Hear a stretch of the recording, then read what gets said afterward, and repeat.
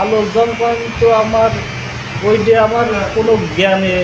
দর্শক, আমরা সরাসরি চলে এসেছি বজ্রপাতের হাত থেকে বেঁচে যাওয়া একজন ব্যক্তি, আল্লাহ তাকে বাঁচিয়ে রেখেছেন। সে কিন্তু খুবই অসুস্থ। আমরা তার মুখ থেকে শুনবো আসলে বজ্রপাতের ঝলকানিটা কেমন ছিল। বাগেরহাট জেলাতে 18 তারিখ সকাল 11টার দিকে প্রচুর বৃষ্টি নামে, আর এই বৃষ্টির কারণে বাগেরহাট জেলাতে কিন্তু দুজন ব্যক্তি বজ্রপাতে মারা যায়।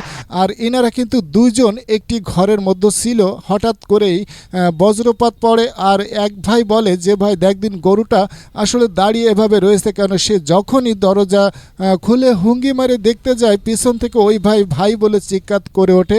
আর এর পরেই সে কিন্তু অজ্ঞান হয়ে পড়ে যায়। কিছু সময় পরে জ্ঞান ফেরার পর তার দিকে যাবে, আসলে তার গায়ে কোনো শক্তি ছিল না। আর এই শক্তি না থাকার কারণে তিনি ওখানে অজ্ঞান হয়ে পড়ে যান। পরবর্তীতে গ্রামবাসী এসে তারে উদ্ধার করে হাসপাতালে নিয়ে যায় এবং তার পাশের ভাইটি কিন্তু মারা যায়। সরাসরি আমরা তার সঙ্গে সাক্ষাৎ করে তার কাছ থেকে শুনবো যে আসলে এই বিদ্যুতের ঝলকানিটা কেমন ছিল।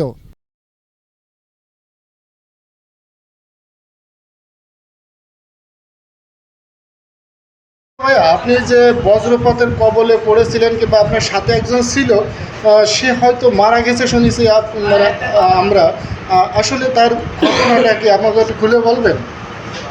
আসলে আমি যখন আমরা দুজন বাসায় উঠেছি, বাসায় ওঠার পরে আপনার আবার যে সাথে যে ছিল সে খাটের পরে উঠে বইছিল।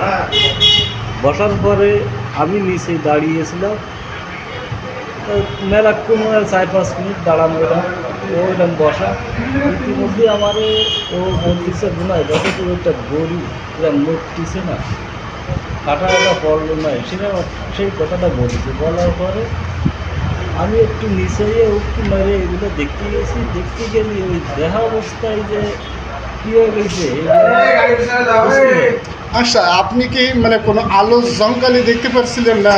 আলোর জলপান তো আমার ওইটা আমার কোনো জ্ঞানে, মানে আপনি সে সময় অজ্ঞান হয়ে গেছিলেন? অজ্ঞানের মতো হয়েছিল। আর পরে উঠে আমি উঠতে হচ্ছিল। পরে উঠে দেখেন যে আপনার সাথে যে রয়েছে সে আসলে হাতে ঘরে আজকে বেলে শুয়ে বলছে। আর আমি অল্পতে উঠে তারে উঠে তারে রুখতে যাবো, আমি উঠে যে দাঁড়াবো সেই শক্তিটা আপনার কাছে ছিল না। যাক, আপনি চিকিৎসা আপনাকে বাঁচিয়ে রেখেছে, সুস্থ হয়েছেন, এখন বাড়ি থেকে রওনা দিচ্ছেন পরিবারের।